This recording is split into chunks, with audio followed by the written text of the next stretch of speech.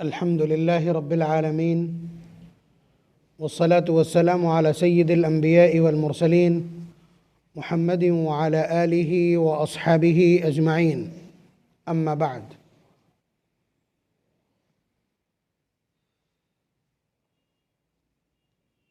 أعوذ بالله من الشيطان الرجيم. بسم الله الرحمن الرحيم. والشمس تجري لمستقر لها ذلك تقدير العزيز العليم.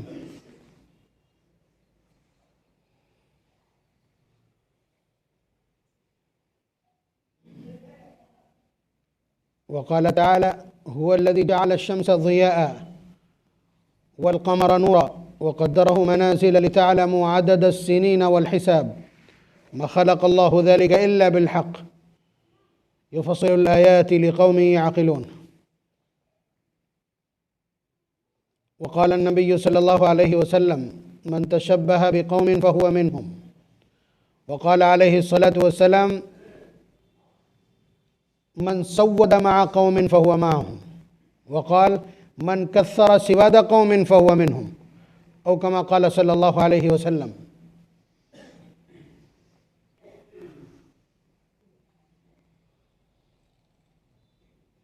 آپ حضرات کے علم میں یہ بات ہونا چاہیے،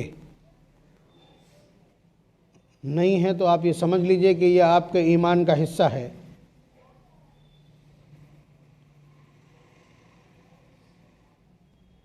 کہ اس بات پر یقین رکھنا، اس بات کا عقیدہ رکھنا اور اس بات کے اوپر ثابت قدم رہنا کہ اسلام کے سوا کوئی بھی مذہب برحق نہیں ہے،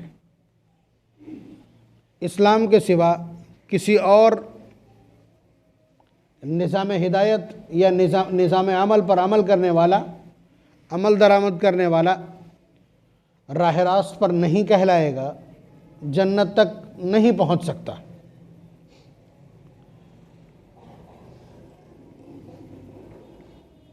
اس لیے کہ اللہ تبارک و تعالیٰ کا ایک نظام تھا کہ حضرت آدم علیہ السلام کو بھیجا. اب اس میں جس طرح کی ضرورتیں پڑتی رہیں اس طرح احکام دیتے رہے. بچوں کی شادیاں کس طرح کرنا ہے حکم نازل ہو گیا. کسی کا انتقال ہوا، اب اس کی ڈیڈ باڈی کو کیسے ٹھکانے لگانا ہے اس کے لیے اشارات دے دیے. تو وہ ایک مستقل شریعت نہیں بلکہ وہ آغاز تھا. حضرت نوح علیہ السلام کو باقاعدہ ایک نظام عمل دیا گیا، صحائف تھے ان کے پاس. حضرت ابراہیم علیہ السلام کے پاس ایک مکمل نظام عمل تھا جس کو قرآن کریم نے بیان کیا. اس کے بعد اللہ تبارک و تعالیٰ کا یہ دستور تھا کہ نبی کو بھیجا اور نبی کے ساتھ میں ایک مینیفیسٹو بھیجا ہے، لائن آف ایکشن، لائحہ عمل اور ایک سسٹم، آئین اور قانون بھیجا. اور پھر جب دیکھا کہ دقت آ رہی ہے، دشواری آ رہی ہے یا حالات تبدیل ہوئے ہیں، تو اگلا نبی جب بھیجا تو اس نظام کو بھی چینج کر دیا. مطلب یہ تو آپ کو معلوم ہے نا کہ بہت سارے رسول ایسے ہیں جو صرف پچھلی شریعت کو اپریشیٹ کرنے اور اس کی نشر و اشاعت اور تبلیغ کرنے کے لیے آئے، اور بہت سے نبی ایسے ہیں کہ جو نئی شریعت لے کر کے آئیں، جن میں سے 4 مشہور زمانہ ہیں. کہ حضرت موسیٰ علیہ السلام کو اللہ تبارک و تعالیٰ نے تورات عنایت کی ریٹن شکل میں، لکھی ہوئی شکل میں تختیوں پر. پھر اس کے بعد اس میں کچھ اضافہ کیا گیا زبور کی شکل میں جو حضرت داؤد علیہ السلام کو عنایت ہوئی. پھر اس کے بعد اس کا ایک نیا ورژن بائبل اور انجیل کی شکل میں حضرت عیسیٰ علیہ السلام لے کر کے آئے، جس پر بہت گھماسان ہوا. اور اس کے بعد اللہ تبارک و تعالیٰ نے امام الانبیاء حضرت محمد صلی اللہ علیہ وسلم پر قرآن کریم نازل کیا ہے. قرآن کریم کی خصوصیت یہ ہے کہ یہ آخری پیغام ہے اور کمپلیٹ ہے. پچھلی کسی بھی شریعت کو مکمل نہیں کہا گیا، پچھلی کسی شریعت کو مکمل نہیں کہا ہے. یہ آپ کو احساس نہیں ہے، دوسری قوموں کو اس بات کا احساس ہے. دیکھیں، ہم ایک بہت مشہور زمانہ روایت آپ کی خدمت میں عرض کر رہے ہیں کہ قرآن کریم کو کامل اور مکمل کہا گیا پارہ نمبر 6 سورہ مائدہ کی شروع کی آیت، الیوم اکملت لکم دینکم واتممت علیکم نعمتی، کہ ہم نے آج تمہارے دین کو مکمل کر دیا ہے، واتممت علیکم نعمتی، اور یہ جو نعمت تھی وہ ہم نے تم پر مکمل کر دی ہے، ورضیت لکم الاسلام دینا، اور اسلام کو دین بنا کر کے، as a then, as a آئین، ایز اے کانسٹیٹیوشن، میں اسی سے راضی ہوں، اسی سے خوش ہوں گا۔ یہ اللہ تبارک و تعالیٰ کے الفاظ ہیں۔ تو یہ آیت جب اتری ہے، یہ پچھلی کسی شریعت کے ساتھ ایسا نہیں ہوا ہے، اور یہ اتری کہاں ہے؟ جو لوگ حج کرنے گئے انہیں ایک دم یاد آ جائے گا، یہ میدان عرفات میں جبل رحمت کے اوپر اتری ہے، جہاں پر اس وقت نشان لگا ہوا ہے، جہاں پہ حضور نے حجۃ الوداع کا خطبہ دیا ہے، یہ وہیں اسی کنڈیشن پہ اتری۔ تو اب یہ خبر سب کو پھیل گئی، سب کو، ساری دنیا کو پھیل گئی۔ تو یہودیوں نے حضرت عمر رضی اللہ تعالیٰ عنہ سے ایک بار کہا کہ تمہارے قرآن میں ایک آیت ایسی ہے، اگر وہ ہماری زبور کا حصہ ہوتی تو ہم جس دن وہ آیت اتری ہے اس دن کو فنکشن، سیلیبریشن اور جشن کا دن اور عید کا دن بنا لیتے۔ یہ ان کی حسرت، کہ ایک ایسی آیت ہے۔ تو حضرت عمر رضی اللہ تعالیٰ عنہ اتنا زیرک اور اتنا تیز ترار شخص، فرمایا کہ تم جس کی بات کر رہے ہو وہ جس دن اتری ہے وہ پہلے سے ہی ہمارا عید کا دن ہے۔ بھائی یوم النحر کی فضیلت قرآن کریم نے بیان کی ہے، اور بقرعید کا دن ہے نا، وہ بقرعید کا دن ہے ہمارے لیے، تو اس دن کی وہ بات کر رہے ہیں۔ تو حضرت عمر رضی اللہ تعالیٰ نے فرمایا کہ وہ ہمارا پہلے سے ہی عید کا دن ہے۔ تو آپ اندازہ کیجئے اس آیت کو اور اس کے اسٹیٹس کو اچیو کرنے کے لیے قوم لالائت ہیں، حریص ہیں۔ اس کا مطلب قرآن کریم کامل اور مکمل ہے۔ آپ یہ سمجھیے کہ جب انجیل آ گئی تو اب تورات پر عمل کرنا درست نہیں۔ قرآن کریم کے آ جانے کے بعد کسی بھی شریعت پر، کسی دستور پر، کسی آئین پر، کسی ضابطۂ اخلاق پر عمل کرنا درست نہیں۔ آج کوئی حضرت عیسیٰ علیہ السلام کی پیروکاری کرنا چاہے، حضرت موسیٰ علیہ السلام کی اتباع کرنا چاہے، آج کوئی انجیل اور زبور پر عمل کرنا چاہے، جہنمی ہے۔ بھاری الفاظ ہیں، اس لیے کہ جن کو اللہ تبارک و تعالیٰ نے منسوخ کر دیا ہے وہ اس پر، اور اس کا کمال یہ ہے کہ قیامت تک آنے والے حادثات، بدلتے حالات، بدلتے زمانے، بدلتے تقاضے، سب میں ایڈجسٹ ہو جائے گا۔ یہ ایسا فلیکسیبل ہے۔ یہ ہمارے دماغوں کو بھی چھیڑا گیا ہے اس کے ذریعے سے۔ مجھے ایک بہت پڑھے لکھے صاحب نے یہاں فتح گڑھ میں ہی بتلایا کہ بھائی لوگ سدبھاونا کے پروگرام کر رہے ہیں۔ مجھے بھی 12 ربیع الاول کو اسلامیہ اسکول فتح گڑھ میں ایک ایسی مجلس میں مدعو کیا گیا جس میں بڑے پڑھے لکھے، ہائیلی ایجوکیٹڈ غیر مسلمین برادران وطن موجود تھے۔ تو مجھے اسی لیے انہوں نے بلایا تھا اور یہ کہہ دیا کہ شروع سے آخر تک آپ کو بیٹھنا ہے۔ تو ایک دوسرے صاحب نے مجھے، جو اس مجلس میں شریک نہیں تھے، انہوں نے کہا کہ مولانا یہ لوگ اس طرح کے پروگرام کر لیتے ہیں مگر تیاری نہیں ہوتی ہے، اس لیے کہ پچھلے پروگرام میں انہوں نے مجھے مطلب چند سیکنڈ میں یہ بات بتلائی، لیکن میرے لیے بڑا میسج تھا۔ یہ چند سیکنڈ میں انہوں نے یہ کہا کہ پچھلے ایک پروگرام میں ایک انٹلیکچوئل نے یہ سوال کر لیا کہ صاحب سناتن دھرم ریسیٹ ہو گیا، یعنی اس پر نظر ثانی کر کے اس میں کریکشن ہو گیا، اس میں ریفارم ہو گیا، کرسچینٹی اس میں ریفارمنگ ہو گئی، اصلاح کر دی گئی اور اس کو اپڈیٹ کر دیا گیا زمانے کے ساتھ۔ اسلام میں ایسا کیا ہے کہ وہ جو اپڈیٹ نہیں ہوتا اور 1400 سال پرانی بات کرتا ہے؟ اب یہ بات ان بدماشوں نے کر دی، آپ کی زمین کے آپ کے پیروں کے نیچے کی زمین ہلنے لگی کہ آپ کہتے ہیں 1400 سال پرانی تہذیب اب کیسے کام کرے گی؟ یہ آپ کے ایمان کی کمزوری ہے، یہ آپ کے ایمان کی کمزوری ہے۔ یہی ہمیشہ کام کرے گا، یہی قانون اللہ کا اور وہی محمد الرسول اللہ صلی اللہ علیہ وسلم کی سیرت اور کردار کام کرے گی۔ بلکہ چنوتی ہے اس پوری کائنات کو کہ ان کے مقابل کوئی ایسا کوڈ آف کنڈکٹر لاگو کر کے دکھائے جس سے سماج مطمئن ہو سکے، وہ جنہوں نے جناب محمد الرسول اللہ صلی اللہ علیہ وسلم اور قرآن کریم کی سب سے زیادہ تغلیب کی ہے یورپ نے، کہ یہ پرانا اور فرسودہ نظام ہے، جنت اور جہنم کسی نے دیکھی ہے کیا؟ جو موجود ہے اس کا مزہ لیں گے۔ تو حالات دیکھ لیجئے آپ، یہ لفظ بیٹا کسی نے نہیں سنا ہے، لفظ باپ سننے کے لیے لوگ ترس رہے ہیں، بوڑھا باپ اپنی اولاد کو دیکھنے کو ترس رہا ہے، رشتوں کا اس طرح سے خون کیا ہے۔ بوڑھے اولڈ ایج ہومز میں موجود ہیں، بچے چائلڈ ہاؤسز میں ہیں، بیوی کسی اور کے گلے میں ہاتھ ڈال کے گھوم رہی ہے، شوہر کسی اور کے ساتھ رنگ رلیاں منا رہا ہے، نہ فیملی کا تصور ہے، نہ سوسائٹی کا تصور ہے، اور نہ کوئی زندگی اور لائف ہے، نہ اس کی کوئی منزل ہے۔ اللہ کا احسان ہے، قرآن کریم نے ایک نظام دیا ہے، قرآن کریم نے ایک نظام دیا ہے۔ اس نے پورے کنبے کو کس طرح سے جوڑیں گے؟ کنبے میں کوئی شخص اگر غریب اور پریشان حال ہے، زکوٰۃ کا نظام آپ کے پاس موجود ہے، آپ اسے بی پی ایل سے اپیل کیجئے، یعنی گھر تو چھوڑ دیجئے، پورے کنبے کو، پھر اس کے بعد پوری ملت کو آپ کو سسٹمیٹکلی جوڑا ہے۔ اور نبی اکرم صلی اللہ علیہ وسلم نے آپ کے سامنے جو ایک منشور پیش کیا ہے کہ المؤمن للمؤمن کالبنیان یشد بعضہ بعضا، کہ ایک مومن دوسرے مومن کے لیے بنیاد کی طرح ہے، کہ بنیاد کی اینٹیں جس طرح ایک دوسرے کو روکتی ہیں اور اس کے اندر پڑا ہوا بیم اور اس کی سریاں جس طرح سے اس کو روکتی ہیں، یہ طریقہ ہے اپنے معاشرے کو، اپنے سماج کو، اپنی ملت کو ایک جٹ اور مضبوط رکھنے کے لیے۔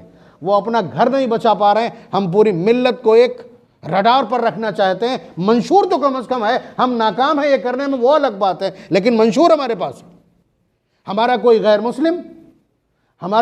مسلم برادر وطن، کوئی انسان تکلیف میں ہے، اس کے لیے مستقل مینیفیسٹو ہمارے پاس موجود ہے۔ نبی اکرم صلی اللہ علیہ وسلم کے طاقتور ارشادات، خیر الناس من ینفع الناس، تم میں سب سے بہتر وہ ہے جو لوگوں کو نفع پہنچائے، مسلمانوں کو نہیں، لوگوں کو نفع پہنچائے۔ الخلق عیال اللہ، مخلوق جتنی بھی ہے وہ اللہ تعالیٰ کا کنبہ اور پریوار ہے۔ فَأَحَبُّ الْخَلْقِ إِلَى اللَّهِ مَنْ أَحْسَنَ إِلَىٰ عَيَالِهِ، تم میں بہترین وہ ہے جو اللہ کے اس کنبے سے محبت کرنے والا ہو۔ المؤمن من أمنه الناس على دمائهم وأموالهم، تم میں مومن وہ شخص ہو سکتا ہے جس سے سارے لوگ پرامن رہیں، محفوظ رہیں، اور جس سے کسی طرح کا کوئی خطرہ محسوس نہ کریں اپنے جان مال کے سلسلے میں۔ یہ پریبھاشا ہے ایمان والوں کی۔ تو ہمارے پاس جینے کا ایک پروگرام اور مینیفیسٹو ہے باقاعدہ۔ تو میرے کہنے کا حاصل یہ ہے کہ آپ جس نظام کے تحت جی رہے ہیں وہ ایک مکمل نظام ہے، کسی کے پاس یہ مکمل نظام نہ کبھی تھا نہ کبھی ہو سکے گا۔ بات آپ سمجھ رہے ہیں؟ اس لیے یہ نبی اکرم صلی اللہ علیہ وسلم کا ارشاد کہ تم کسی دوسرے کی تہذیب نہیں اپنا سکتے ہو، آپ سمجھ رہے ہیں؟ یہ آپ کے لیے ڈیڈ لائن ڈال دی ہے جناب محمد الرسول اللہ صلی اللہ علیہ وسلم نے، یہ کہہ کر کے کہ من تشبہ بقوم فہو منہم، جو جس کی مشابہت اختیار کرے گا وہ انہی میں سے قرار دیا جائے گا، انہی میں شمار کیا جائے گا۔ یہاں تک فرما دیا من کثر سواد قوم فہو منہم، جو کسی قوم کی بھیڑ بڑھائے گا وہ انہی میں سے شمار کیا جائے گا۔ من سود مع قوم فہو منہم، جو جس کی بھیڑ کا حصہ ہوگا وہ اسی میں سے شمار کیا جائے گا۔ مختلف سند سے مختلف الفاظ کی روایتیں، مضمون سب کا ایک۔ کیوں؟ آپ کے پاس قرآن کریم جیسا accomplish constitution, code of conductor, ضابطۂ اخلاق، آئین و قانون موجود ہے، پھر ان کی طرف بھاگو گے جو انکمپلیٹ ہیں، جو نامکمل ہیں، جنہیں خود اللہ تبارک و تعالیٰ نے اریز کر دیا ہے، منسوخ کر دیا ہے، ڈیلیٹ کر دیا ہے۔ محمد الرسول اللہ صلی اللہ علیہ وسلم جن کی رسالت اور نبوت، جن کا لایا ہوا پیغام، جن کا برپا کیا ہوا دین و شریعت، اور جن کا بتلایا ہوا لائف سٹائل، طرز زندگی اور انداز معاشرت قیامت تک آنے والے تمام طبقات کے لیے کافی اور وافی ہے۔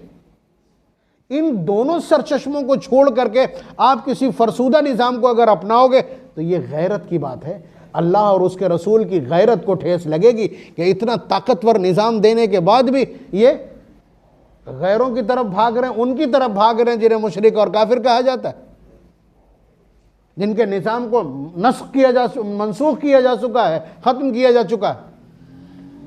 اب بات آگے کی سمجھیے، بلکہ اس کو میں ایک آیت سے اور مدلل کر رہا ہوں۔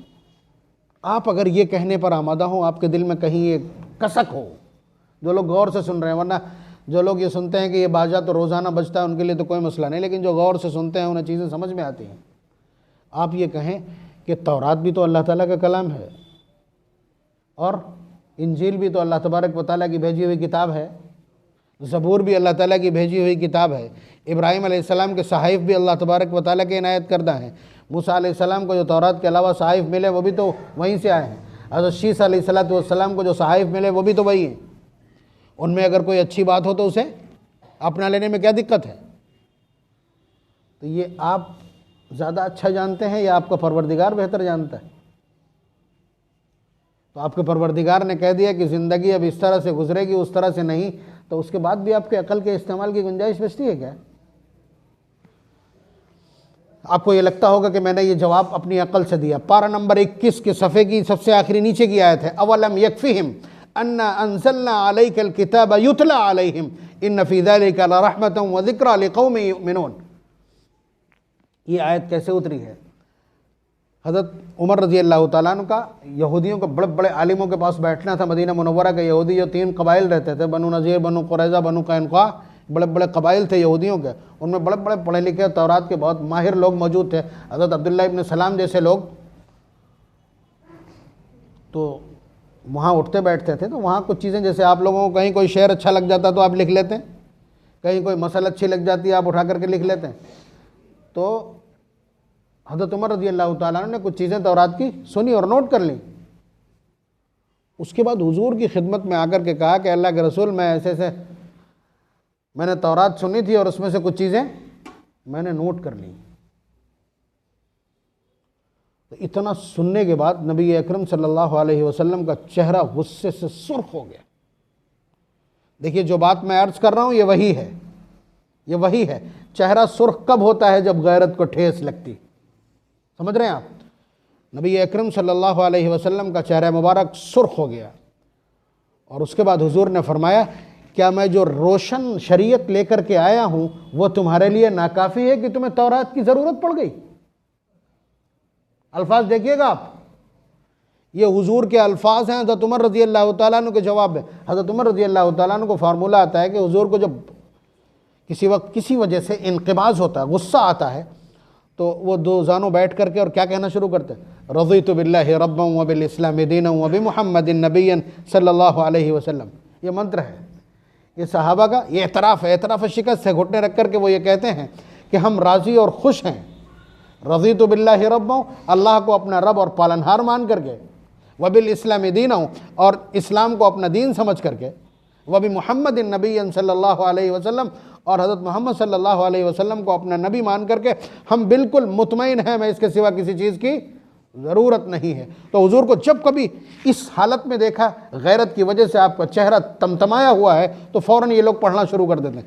حضرت عمر رضی اللہ تعالیٰ عنہ بھاپ گئے اور ترنت یہ کلمات کہنا شروع کیے۔ تو نبی اکرم صلی اللہ علیہ وسلم کا وہ جو تیزی اور تیش تھا وہ ختم ہو گیا۔ اس پر یہ آیات، اولم یکفہم، کیا ان کے لیے کافی نہیں ہے؟ اللہ تعالیٰ بھی وہی پوچھ رہے ہیں، اللہ تعالیٰ کا سوال بھی وہی، اولم یکفہم انا انزلنا علیک الکتاب، کیا ان کے لیے وہ آیات کافی نہیں ہیں جو ہم نے اتاری ہیں؟ یعنی قرآن کافی نہیں ہے کہ تمہیں پیوند کی ضرورت ہے؟ یتلا علیہم، جو بار بار ان کے اوپر تلاوت بھی کی جا رہی ہیں، یعنی وہ آیتیں جو ہم نے اتاری ہیں اور آپ تلاوت کر کے سنا رہے ہیں، کیا ان کے لیے یہ ناکافی ہیں؟ یہ ادھر ادھر سے اقتباسات نقل کرتے پھر رہے ہیں۔ ان فی ذلک لرحمہ، اسی میں ساری رحمت پوشیدہ ہے، وذکری لقوم یؤمنون، اور نصیحت کا پورا نظام ہے اس قوم کے لیے جو ایمان رکھتی ہو، یقین رکھتی ہو کہ یہ اللہ کا کلام۔ سخت نئے نئے سلیبس ڈھونڈنے والے اور شریعت کو اور دین کے علم کو، قرآن اور سنت کو اذکار رفتہ سمجھنے والے، وہ بھی اپنے کان درست کر لیں، کان کی ٹھیٹ نکال لیں۔ بات آپ سمجھ رہے ہیں؟ بہت سخت ترین سوال ہے۔ اس کے بعد اب یہ سوال اگلا، اتنی پوری بات کہا ہے میں اس جملے کے لیے کہ ابھی 1 جنوری کو سال شروع ہونا ہے، 12 بجے ڈی جے کا انتظام کر کے، پٹاخوں کا انتظام کر کے، بدتمیزی، شراب، کباب، بے حیائی، عریانیت کا انتظام کر کے سال کا استقبال، یہ کیا ہے؟ یہ کیا ہے؟ کہ جو کچھ پڑھ رہے ہو اسی کے ادھین ہو گئے؟ لارڈ میکالے کا اگر آپ ایجوکیشنل پلان اپنے اوپر نافذ کیے ہوئے ہیں اور اس کے تعلیم کو آپ حاصل کر رہے ہیں تو کیا اپنی تہذیب بھی گنوا دیں گے؟ ہوش میں رہیے نوجوانوں، محمد الرسول اللہ صلی اللہ علیہ وسلم کی غیرت اتنی سستی، قرآن و سنت کا غیرت بھرا پیغام اتنا آسان۔ اب بات آئے گی، میں نے آیت پڑھی ہے کہ یہ سورج کا سال ہے، یہ سال جو جنوری فروری، یہ سورج کی چال سے متعلق ہے، سمبندھت ہے، ریلیٹڈ ہے۔ اور وہ والا جو سال ہے جو اسلامی کیلنڈر میں استعمال ہوتا ہے، اسلامی تقویم کے طور پہ استعمال ہوتا ہے، وہ چاند سے سمبندھت ہے۔ اس کے دن 365 ہوتے ہیں اور اس کے دن 354 ہوتے ہیں، اسی لیے ہر مرتبہ 10 دن کم ہوتے چلے جاتے ہیں۔ اللہ تبارک و تعالیٰ نے اس امت کے لیے، اس امت کی عبادت کے لیے، اس امت کے نظام عمل کے لیے اس سال کو پسند کیا ہے۔ عید کاہے سے ہوتی ہے؟ بقرعید کاہے سے ہوتی ہے؟ سال کا آغاز کاہے سے ہوتا ہے؟ حج کاہے سے ہوتا ہے؟ یوم النحر، یوم عرفہ، یوم عاشورہ کس کے اعتبار سے آتا ہے؟ آپ سمجھ رہے ہیں؟ اسی طرح سے بکرا سال بھر کا ہو گیا یا نہیں ہو گیا کاہے سے طے ہوگا؟ بچہ بالغ ہو گیا کس سے اعتبار کیا جائے گا؟ یعنی جب بھی سال، دن اور ہفتے کا اعتبار کرنا ہوگا تو کاہے سے ہوگا؟ چاند کے اعتبار سے، چاند کے اعتبار سے۔ جمعہ کب شروع ہوا؟ مغرب سے شروع ہوگا۔ افطار کب کریں گے آپ؟ چاند کے طلوع کے وقت سے۔ تو یہ ساری چیزیں موجود ہیں، یہ ساری چیزیں موجود ہیں۔ تو آپ کا وہ سال ہے، آپ کی تہذیب کا اس سے جڑی ہوئی ہے، آپ کا دین اس سے جڑا ہوا ہے، آپ کا نظام عمل، نظام الاوقات، تقویم، جنتری، وہ سب اس سے جڑی ہوئی ہے۔ تو اس لیے وہ آپ کا سال ہے، آپ کی تہذیب کا حصہ ہے۔ اگر یہ غلطی کر بھی رہے تھے تو یکم محرم کو کر کے دکھاتے، مغرب کے وقت تو جانتے، جبکہ اس وقت بھی یہ کرنا جائز نہیں ہوتا، اس لیے کہ ہم غلام ہیں جناب محمد الرسول اللہ صلی اللہ علیہ وسلم کے۔ اپنی سوچ اور فکر، اپنے نظریات اور الفاظ، اپنے بول چال، اٹھنے بیٹھنے، چال ڈال، ہر چیز میں ہم غلام ہیں جناب محمد الرسول اللہ صلی اللہ علیہ وسلم کے۔ ہم نے اپنی عقلیں طاق پہ رکھ دی ہیں محمد الرسول اللہ کی بتلائی ہوئی اور لائی ہوئی اور برپا کی ہوئی شریعت کے مقابلے میں، اللہ کے بھیجے ہوئے احکامات کے مقابلے میں ہم نے اپنی عقل اور سینس طاق پہ رکھ دی ہے۔ جو چیزیں وہاں نہیں ہیں اس کو ہم ان پر پرکھنے کے لیے اپنی عقل کا استعمال کریں گے، لیکن جو چیزیں وہاں موجود ہیں ہمیں ضرورت نہیں ہے۔ نبی اکرم صلی اللہ علیہ وسلم کے زمانے میں بھی اس کا چلن تھا، اس جنتری کا، اس سال کا چلن تھا۔ 571 میں آپ کی پیدائش ہے، لیکن کیا حضور نے کبھی جنوری والا یا محرم والا سال منایا ہے؟ صحابہ اس کے بعد 100 سال تک رہے ہیں، کیا انہوں نے اس طرح کا کچھ کیا؟ نہیں کیا ہے۔ اگر مہینے کے بدلنے پر یا سال کے بدلنے پر کچھ ہوا ہے تو اتنا سا نوٹ کر لیجئے، وہ 99% کو معلوم نہیں۔ بھائی چاند دیکھنے کی ایک دعا ہے، اللہم اہلہ علینا بالیمن والایمان والسلامتی والاسلام والتوفیق لما تحب وترضى ربی وربک اللہ۔ اللہ یہ چاند آپ نے نکالا ہے، اس کے بعد یہ مہینہ گزرے گا اسی سے متعلق، اس کو ہمارے لیے بابرکت بنا دیجئے، سلامتی کے لیے بنا دیجئے، اور اس پورے وقت میں ہمیں خیر کی توفیق عنایت کر دیجئے۔ یہ مانگا جاتا ہے۔ وہاں کوئی پٹاخہ موجود نہیں، کوئی کیک موجود نہیں، کوئی گھنٹی، کوئی شراب کا پیک موجود نہیں۔ یہ آپ کی تہذیب کا حصہ نہیں ہے، یہ ننگئی ہے، یہ عریانیت اور فواحش ہیں۔ اور سال جب بدلتا ہے تو اس میں ایک معمولی روایت جو سند کے اعتبار سے تھوڑی مخدوش ہے، اس میں ایک دعا ہے، اللہم ادخلہ بالیمن والایمان والسلامتی والاسلام ورضوان من الرحمن وجوار من الشیطان۔